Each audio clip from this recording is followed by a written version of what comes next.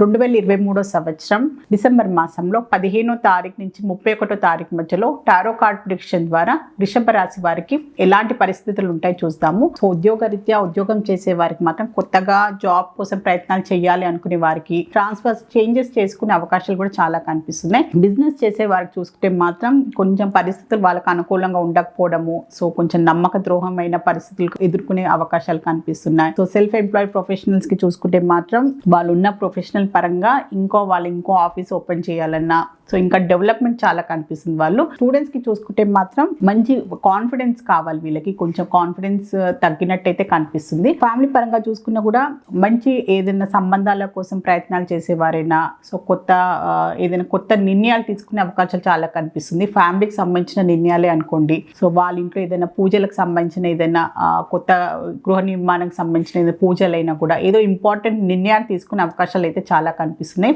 కుటుంబానికి సంబంధించి కుటుంబ మెంబర్కి సంబంధించి అందరు కలిసి ఇంపార్టెంట్ నిర్ణయాలు తీసుకునే అవకాశాలు అయితే చాలా కనిపిస్తుంది వారికి.